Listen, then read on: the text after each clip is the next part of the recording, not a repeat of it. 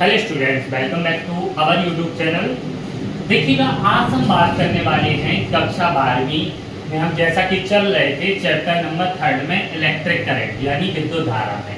इसके पहले वाले वीडियो में हमने एक वीडियो में मुक्त इलेक्ट्रॉन मॉडल के आधार पर ओम के नियम का निगमन किया था। फिर सेकेंड वाली वीडियो में हमने आपके लिए बताया था पहले धारा घनत्व में संबंध, ठीक है, सारी डेफिनेशन। फिर बताया था हमने मुक्त इलेक्ट्रॉन मॉडल के आधार पर ओम के नियम का निगमन। फिर हमने जो लास्ट वाली अब जो तीसरा हमारा मोस्ट इंपॉर्टेंट टॉपिक है, ये हमारा किरचॉफ लॉ, ठीक है। तो जटिल परिपथों में धारा संबंधी किरचॉफ ने कितने नियम दिए थे, इस वीडियो में हम पूरा समझेंगे कि धारा किस तरीके से डाइवर्ट होती है। तो प्लीज वीडियो को पूरा एंड तक देखना। आप चैनल पर अभी तक नए हो तो प्लीज चैनल को सब्सक्राइब कर लेना। कक्षा 12वीं और 11वीं के फिजिक्स से रिलेटेड और मैथ्स से रिलेटेड मोस्ट इंपॉर्टेंट टॉपिक इस चैनल पर आपको मिलते रहेंगे। तो चलिए वीडियो को शुरुआत करते हैं। पहला है जटिल परिपथों में धारा संबंधी किरचॉफ के नियम। तो किरचॉफ ने दो नियम दिए थे धारा संबंधी।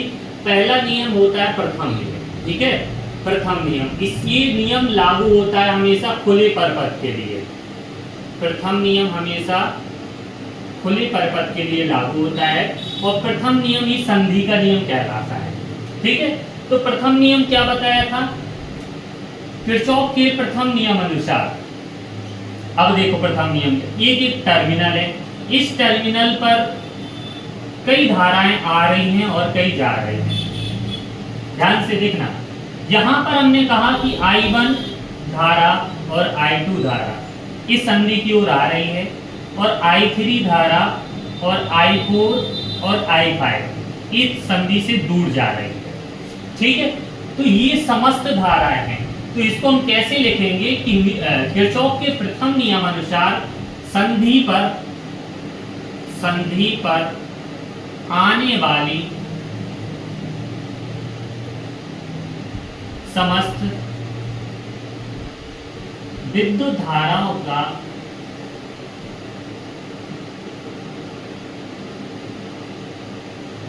बीजगणितीय योग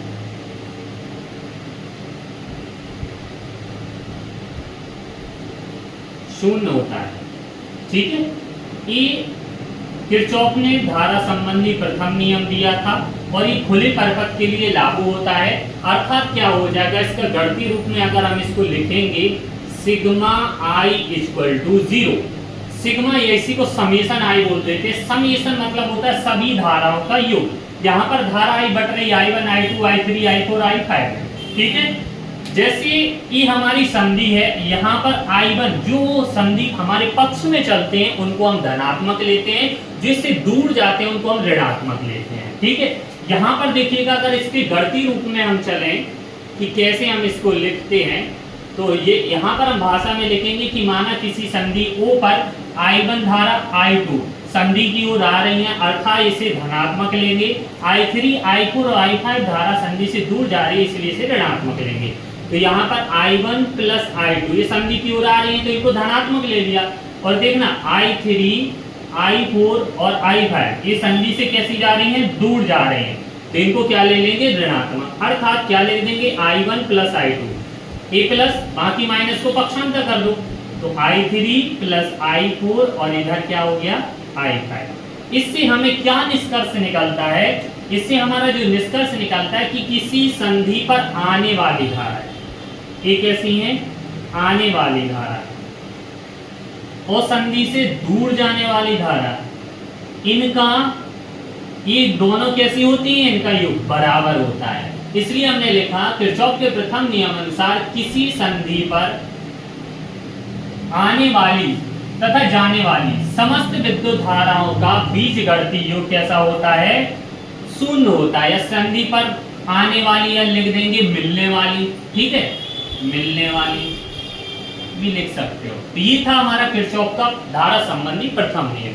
अब हम देखते हैं जो हमेशा खुले परिपथ के लिए लागू होता है और ये किसको फॉलो करता है, आवेश संरक्षण के नियम को फॉलो करता है, आवेश संरक्षण के नियम को। इस सिद्धांत पर ही आधारित आवेश संरक्षण का सिद्धांत आप जानते हो। आवेश को ना तो उत्पन्न किया जा सकता है ना ही नष्ट किया जा सकता है, केवल एक रूप से दूसरे रूप में परिवर्तित किया जा सकता है। यही होता है आवेश संरक्षण का नियम।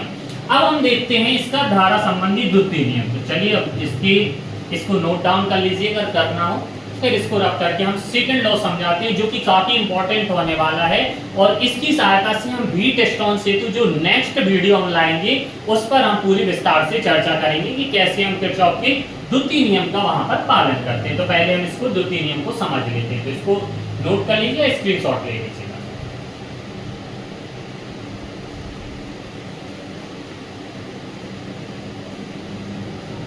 देखिएगा, अब है हमारा द्वितीय नियम जो कि मोस्ट इंपॉर्टेंट है, किरचॉफ का द्वितीय नियम।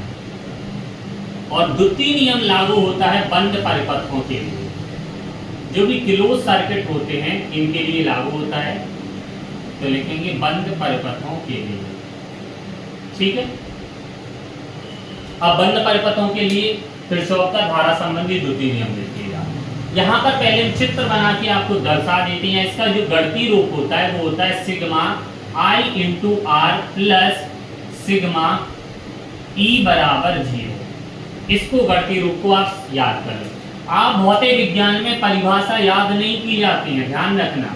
आप फॉर्मूले और इनके गणितीय रूप से आप इनके डेफिनेशन स्वयं लिख सकते हो। कैसे, देखिएगा इसको पढ़ते हैं। इसको बोलेंगे धारा, और ये क्या है, प्रतिरोध। आपने ओम के नियम में पढ़ा है, V बराबर क्या होता है, I इंटू आर। V क्या है, बैटरी या विभव के लिए धारा आ रही है, इसके लिए संगत प्रतिरोध है। और ये क्या कहलाती है, विद्युत वाहक बल। और विद्युत वाहक बल कहां से आता है, सेल या बैटरी से, ठीक है। तो देखिएगा किरचॉफ का द्वितीय नियम।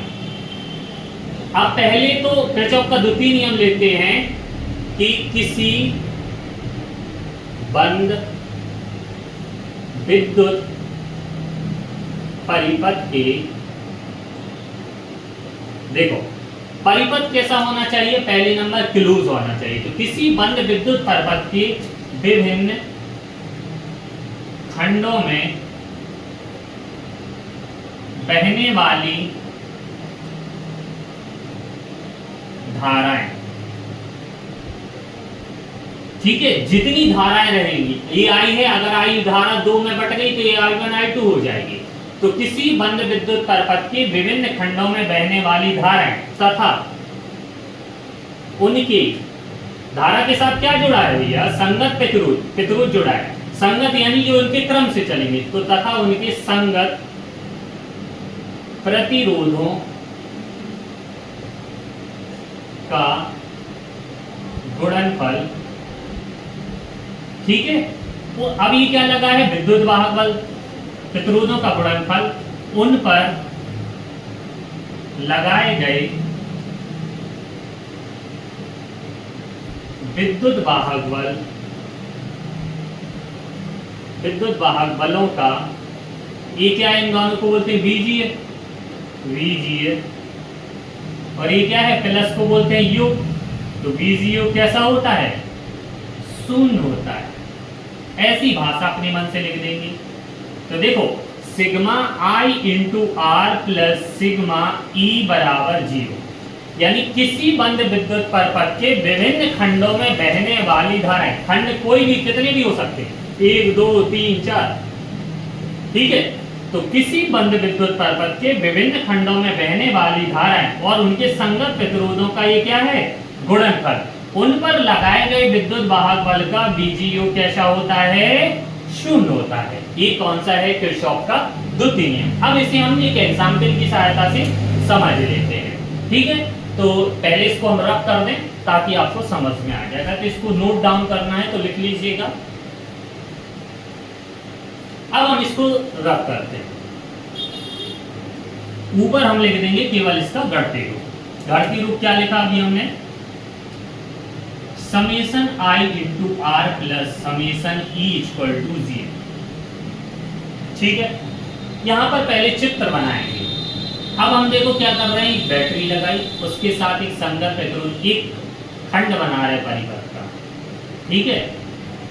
ये बैटरी, ये संगत प्रतिरोध, इसका नाम दे दिया A B C D। एक और हम कर दें, यहां पर एक रेसिस्टेंस जोड़ दें, E हो जाएगा और ये एफ। इसका क्या निकालना है हम, गणितीय रूप। गणितीय रूप में कैसे इसे लिखेंगे, तो देखिएगा समझना बस यही पर है। अगर ये चीज समझ में आ गया तो आपका पूरा कॉन्सेप्ट क्लियर हो गया। देखिएगा ये बैटरी हमारी E1 लगी है, इसको E1 दे दो, इसको E2 दे दो। अगर बैटरी का ये प्लस सिरा होता है, ये माइनस, बड़ा जो डंडा होता है वो प्लस सिरे को दर्शाता है, छोटा डंडा माइनस सिरे को दर्शाता है। ये रेसिस्टेंस R1 जुड़ा है, ये रेसिस्टेंस R2, ये कैपिटल R जुड़ा है। ठीक है, यहाँ पर ये पहला प्रथम खंड है और ये क्या है, द्वितीय है। और परिपथ कैसा है, पूरा क्लोज सर्किट है, यानी बंद परिपथ है। तो देखिएगा अगर हम बैटरी को इसको चालू करेंगे तो धारा कहां से बहती है, प्लस सिरे से माइनस सिरे। प्रथम खंड है I1 है, तो यहाँ से हमारी I1 धारा गई, यहाँ गई पूरी, इसके अंदर गई, यहाँ गई, यहाँ से वापस आ गई माइनस। प्लस सिरे से शुरू होते हुए कहां पर आ गई, माइनस सिरे पर। अब E2 से जो धारा जाएगी वो जाएगी I2। इधर हम इसको ब्लू पेन से लिख देते ताकि समझ में आ जाए। ये I1 हो गई ना, और ये I2 हो गई। अब देखो ये वाली धारा जाएगी ऐसे इधर से होते हुए और वापस लौट आएगी इधर की ओर I2। अब यहां पर देखना, बिल्कुल ध्यान से समझना, इसको मिटा देते हैं, इसी में पूरा खेल है। E1 बैटरी के लिए धारा I1 और उनका संज्ञा प्रतिरोध R1 है। ये बिल्कुल धारा के हम जो पक्ष में चलते हैं, अभी तक हमने लिया था उनको धनात्मक लेते हैं, जो धारा के विपक्ष में चलते हैं उनको हम ऋणात्मक लेते हैं। यहाँ से देखो टर्मिनल से स्टार्ट करते हैं, प्लस से आई धारा, यहाँ पर ये हमारी I1, इस बैटरी के लिए आई I2, ये दोनों टकरा रही है यहाँ पर। ठीक है, तो इनका गणितीय रूप कैसे लिखेंगे, पहले चलेंगे बंद परिपथ। देखो यहाँ पर साइड में बनाना, तो यहाँ से लिख लो बंद परिपथ। पहले ले रहा है A B C D में, A B C D A में। ध्यान देखना, हमने क्या पढ़ा, द्वितीय नियम, धारा उनके संगत प्रतिरोध का गुणनफल लेना है। तो देखो पहला हमारा धारा I1 है, I1 के साथ क्या आ जाएगा, R1, I1 R1। चलिए हमारे पक्ष में आई, वो जाके इधर टकरा गई, दूसरी धारा से टकरा रही, और इधर क्या है I2 इंटू RT, तो ये टकरा रही, तो ये माइनस का चिन्ह पर दर्शाएगी। और पहली बैटरी माइनस C1 और दूसरी बैटरी हमारी जोड़ दिया इस परिपथ में E2 बराबर 0। इसको दे देंगे समीकरण नंबर 1। ठीक है, अब दूसरा खंड ले लो, बंद परिपथ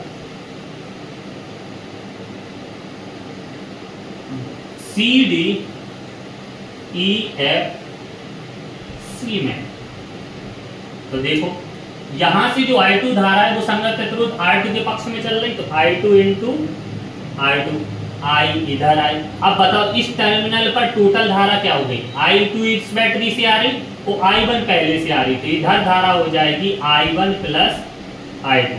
फिर संगत प्रतिरोध से कौन सी जाएगी, जो कि हमारे पक्ष में चल रही। देखो दोनों धाराएं हमारे पक्ष में आ रही है, इधर I1 ये भी आ गई, इधर ये भी आ गई, ये भी आ गई, दोनों इस टर्मिनल पर I1 प्लस I2 मिली। ये इधर से आ रही और इधर से, तो इधर ही हमारी पक्ष में चल रही, तो ये प्लस आ जाएगा I1 plus I2 into R। ये हमारा हो जाएगा किसके लिए चल रही, माइनस E2 बराबर 0। या लिख सकते हैं I2 into R2 plus I1 into I2 into R बराबर E2। इसको दे देंगे समीकरण नंबर 2। तो उपर्युक्त अगर ये पहले खंड के लिए, दूसरे खंड के लिए लिखी, अगर हम पूरे खंड के लिए निकालें, यही हमारा किरचॉफ का द्वितीय नियम का गणितीय रूप है, ये गणितीय रूप हमारे सिद्ध हो गए। अगर हम पूरे परिपथ के लिए निकालें, पूरे परिपथ यानी A B F E A में, A B F E A में, तो देखो हमें बीच वाले से कोई मतलब नहीं है। पहला वाला देखिएगा I1 इंटू R, पक्ष में चली, इधर आई, तो इधर धारा हमारी क्या हो गई, प्लस I1 प्लस I2, पक्ष में ही चल रही है, जो कि इंटू R की मिल रही है। और वहां पर हमारा पहले के साथ रेसिस्टेंस जुड़ा है, पहली बैटरी क्या है E1। ये पूरे परिपथ के लिए गणितीय रूप लिख लिया। तो यही था हमारा किरचॉफ का प्रथम नियम और द्वितीय नियम। किरचॉफ का प्रथम नियम संधि के लिए लागू होता है, और द्वितीय नियम हमारा जो चलता है वो बंद परिपथ के लिए। इसे लूप की तरह करते हैं, लूप यानी लूप की तरह चलते हैं, एस टाइप में। अगर हमारा लूप किस दिशा में बह रहा है, अगर हम इस तरीके के लूप में चलेंगे ऐसे, और अगर हम ऐसे चलेंगे तो धारा ऐसे चलेगी, ऐसी चली धारा हमारी क्लॉकवाइज। जैसे जो हमारी क्लॉकवाइज में चलते हैं उनको धनात्मक लिखते हैं, जो एंटी क्लॉकवाइज में चलते हैं उनको ऋणात्मक लेते हैं। तो इसे लूप का नियम भी कहते हैं। ठीक है, आया बात समझ में? तो ये था काफी इंपॉर्टेंट टॉपिक हमारे क्लास 12 के फिजिक्स के लिए। अब हम नेक्स्ट वीडियो में डिस्कशन करेंगे व्हीटस्टोन सेतु, उससे आपको पूरा और क्लियर हो जाएगा। तो व्हीटस्टोन सेतु क्या है, और ये पेपर के लिए काफी इंपॉर्टेंट रहता है, ये भी हमारा काफी इंपॉर्टेंट है। आई होप ये चीज क्लियर हो गई होगी। अगर वीडियो अच्छी लगी हो तो प्लीज वीडियो को लाइक करना, चैनल पर नए हो तो प्लीज चैनल को सब्सक्राइब करना, अपने फ्रेंड्स के साथ भी शेयर करना, हमारी इस मेहनत पे प्यारा से जरूर कमेंट करना। धन्यवाद।